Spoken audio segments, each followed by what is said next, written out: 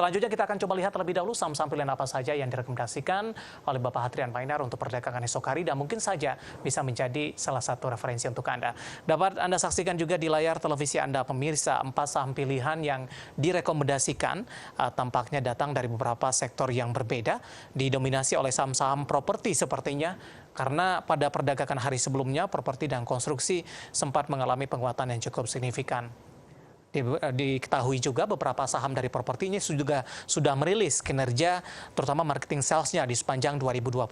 Yang pertama ada BSDE, supportnya di 900, resistennya hingga 1000, lebih ke arah untuk trading buy. Kemudian SMRA 575 hingga 655, rekomendasi trading buy dari Bank Digital, BBYB 680 hingga 825 buy on weakness. Sementara dari teknologi lainnya ada MTech 980 hingga 1245 juga direkomendasikan buy on weakness. Lagi-lagi keputusan investasi tetap pada tangan para investor dan trader pasar modal Indonesia. Kita lanjutkan kembali perbincangan bersama dengan Bapak Hadrian Mainar Taslim, Associate Director PT Universal Broker Indonesia Sekuritas.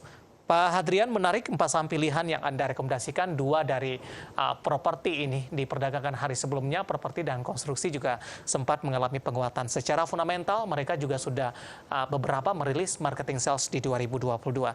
Pertimbangan untuk BSDE terlebih dahulu, Pak Hadrian merekomendasikan saham ini? Ya, BSDE ini memang saya rekomendasikan satu karena dia break resistance line downtrendnya. Jadi kalau kita pakai technical chart klasik, dia sudah break resistance line-nya. Jadi ada potensi untuk menguat karena sudah break downtrend channel.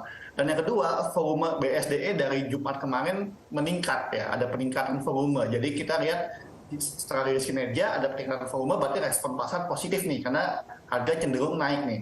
Ada koreksi terbatas tapi secara tren dia sudah mulai break downtrend channelnya, sehingga BSDE rekomendasi saya pertama di entry area sekitar 930 sampai 940 nih, masih harga-harga sekarang. Cuma supportnya di 900 yang perlu teman-teman cermati, target terdekat di area sekitar 1000. Baik, 935 penutupan hari ini di 0,54%. Ketika target 1000 berhasil ditembus oleh BSDE, kemana arahnya, Pak Hadrian? Nah, kalau dia tembus level 1000, ini akan menarik karena dia akan bisa menuju level berikutnya nih. Area terdekat nanti akan di area sekitar 1100 nih. 1100 nanti baru 1200. Jadi kita pakai angka yang simple-simple aja, 1000, 1100, dan 1200. Nah, BSDE. Cuman memang secara volatilitas BSDE tidak terlalu tinggi, teman-teman. Jadi pergerakannya bukan buat jangka pendek ya, buat agak menengah. Baik. Kemudian SMRA, analisisnya dan juga direkomendasikan trading buy, Pak Hadrian. Yes, SMRA sebenarnya sama BSDE ini satu sektor ya, real estate di properti. Dia sama-sama break downtrend channel dengan ada volume spike bahasa saya. Jadi ada volume yang mengiringi dari hari Jumat kemarin. Jadi buat saya ini SMRA sama seperti BSDE, trading buy di area sekitar 605 sampai 605 ini Anda boleh entry dengan support terdekat di area 580 untuk SMRA. Target terdekat SMRA adalah di sekitar 650 sampai 655. Ini yang jangka pendeknya nih. Nah, jika lanjut baru target berikutnya di area 700. Baik, dari properti tampaknya dari Bank Digital juga Anda rekomendasikan ada BBYB, Bank Neo Commerce. Hari ini juga menguat di 1,37% di 740. Rekomendasinya lebih ke arah buy on weakness, Pak Hadrian. Ya, jadi untuk BBYB ini agak beda jenis trennya, dia beda sektor juga. Dia udah sideways, dia breakout dengan volume kencang di hari Jumat kemarin.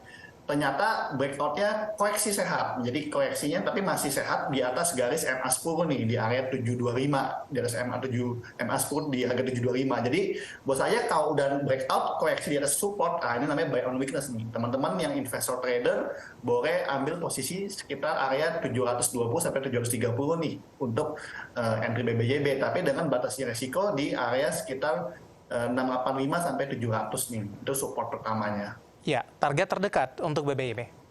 BBYB target terdekat saya adalah di 815 sampai 825. Baik, kita beralih ke saham pilihan yang terakhir, yang keempat, MTech. Rekomendasinya juga buy on weakness. Pertimbangan merekomendasikan saham ini, Pak Hadrian? Ya, MTech secara fundamental setahu saya masih profit. Dan ini sudah 2 bulan, bisa saya bilang, dia sideways ya. Jadi di bottomnya terus di harga 990 sampai 1000 tuh selama 2 bulan dari Desember sampai sekarang. Sampai akhirnya di hari Jumat kemarin dia breakout dengan volume cukup besar nih, sekitar 74 miliar nih di tanggal 26 Januari. Nah, memang habis itu taking profit wajar karena jangka pendek orang lihat naik dia taking profit, tapi di atas level support MA10 lagi nih, kembali sama di level MA10-nya 1060 nih. Nah, MA20-nya di 1020. Jadi ini akan jadi area entry buy on weakness untuk teman-teman yang masih mau take entry di saham MDKA gitu. Dari sisi tren seperti apa, Pak Hadrian? Ini sideways to uptrend, Pak, sebenarnya. Karena dia sudah mulai breakout, jadi sideways to uptrend trennya. Baik. Dalam 6 bulan terakhir dari chart yang saya pegang ini sudah mengalami koreksi yang cukup dalam karena sebelumnya masih berada di harga 2.200-an. Pak, saham pilihan yang direkomendasikan dan lagi-lagi keputusan investasi tetap ada di tangan para investor dan trader pasar modal Indonesia. Pak Hadrian, kita masih punya satu segmen lagi, pertanyaan di WhatsApp interaktif kami sudah cukup banyak yang masuk. Nanti kita akan coba ulas satu persatu dan pemirsa kami akan segera kembali sesaat lagi. Kita sudah sampai di segmen terakhir dan terima kasih juga untuk Anda yang masih bergabung bersama dengan kami. Pak Hadrian, kita lanjutkan kembali, waktu kita cukup terbatas Pak Hadrian. Saya akan coba sapa Ibu Rini dari Jakarta, mohon advice-nya untuk Tekim Pak. Sudah punya posisi maksud kami di 7.220, mohon support dan resistennya. Penutupan hari ini melemah di 0,68% di 7.325, masih profit sebenarnya. Analisisnya untuk Tekim, Pak Hadrian. Bu, Tekim potensinya memang sudah ada rebound ya, seminggu terakhir sudah rebound, 2 minggu terakhir sebenarnya udah rebound.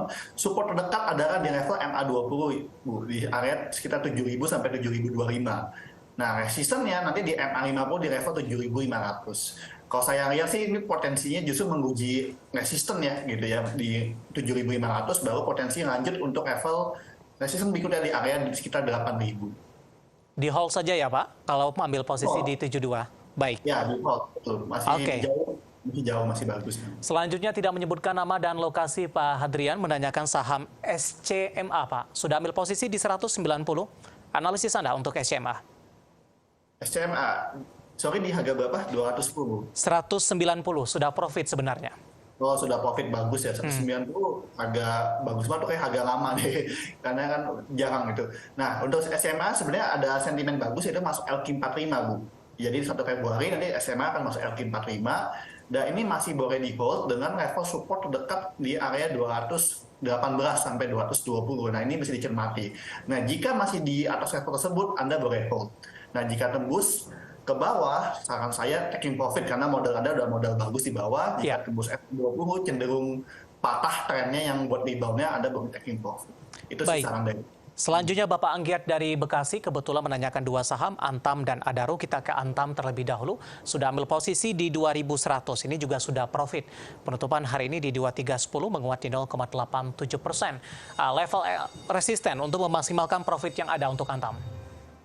Nah, Antam memang sudah naik cukup signifikan ya sebenarnya selama seminggu terakhir ya.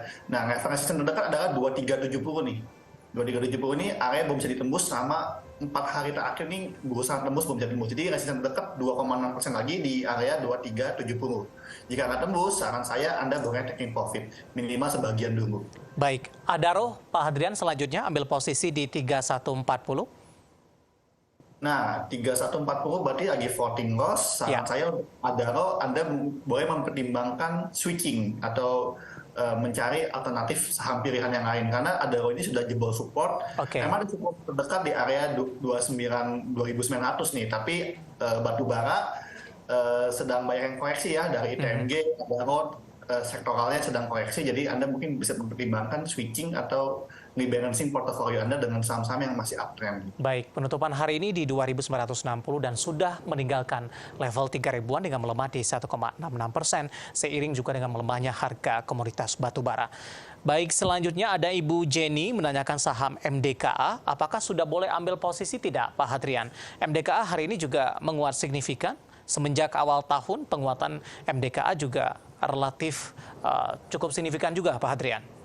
Yes, signifikan sekali sebenarnya, lumayan. Dari level 3.900 di Desember akhir, sekarang udah di 4.720 tutupan. Jadi lumayan signifikan. Buat saya, buy on weakness boleh di area 4.600 untuk saya. Karena ada MA20 yang menjadi supportnya. Nah, itu buat saya MDKA area level entry, boleh entry tapi di area buy on weakness di 4.600-an. Resistennya di 4.950 tertinggi 4 hari yang lalu, dengan level support berikutnya adalah di 4.375 di MA50 moving average-nya. Ada peluang target ke 5.000 tidak untuk MDKA, Pak Hadrian? Dan ini jangka waktunya akan sampai kapan untuk MDK? Ya, buat saya dalam waktu jangka dekat level 5.000 sangat terbuka ya, hanya sekitar 5% lagi dari sekarang. Itu mungkin dalam jangka kurang dari sebulan. Kalau kita lihat Bollinger Band sama posisi trennya saat ini. Trennya saat ini kan dari awal tahun ini posisinya uptrend ya. Dari awal tahun dia naik gitu. Jadi posisi terbuka untuk menguji resisten di area 5.000, terutama di 4950 dulu nih, tertinggi 4 hari kemarin nih, atau di bulan ini tertinggi 4950. Baik, terakhir tidak menyebutkan nama dan lokasi ini, menanyakan saham Telkom. Baru ingin entry, Pak. Direkomendasikan tidak. Hari ini Telkom melemah cukup dalam di 2,78%, tapi level 38 tampaknya masih mampu dipertahankan sampai sejauh ini. Betul, Telkom ini saya lihat sedang uji level support di area MA50 di 3.800 ya. Jadi buat saya Telkom jika Anda mau beli statusnya spekulasi ya, karena ini lagi terkoreksi. Jadi statusnya spekulasi dulu dengan support terdekat di level 3.710. Tapi untuk Telkom sendiri buat saya ini masih areanya konsolidasi ya. Jadi kalau untuk entry sebenarnya saya masih lihat agak spekulatif gitu bagi investor. Baik, 3850 untuk Telkom. Ada peluang ke 4.000-an tidak? Ini sudah cukup lama untuk Telkom, belum balik lagi ke sini setelah mengalami koreksi yang cukup dalam, Pak Adrian. Singkat saja, Pak.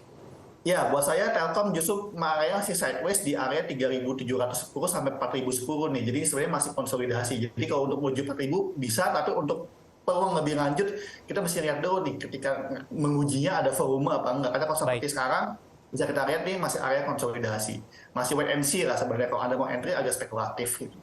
Baik, Pak Hadrian, waktu kita cukup terbatas. Pembahasan Telkom tadi tampaknya sekaligus mengakhiri kebersamaan kita di IDX Session Closing untuk kali ini. Semoga bisa menjadi referensi dan lagi-lagi keputusan investasi tetap pada tangan para investor dan trader pasar modal Indonesia dan juga pemirsa IDX Channel. Pak Hadrian, terima kasih sekali lagi, sehat selalu, Pak. Ya, terima kasih, Pak. Baik, terima kasih Bapak Hadrian Mainiatul Taslim, Associate Director PT Universal Broker Indonesia Sekuritas. Dan akhirnya saya David San Oval dan seluruh kerabat kerja yang bertugas mengucapkan terima kasih. Dan sampai berjumpa kembali.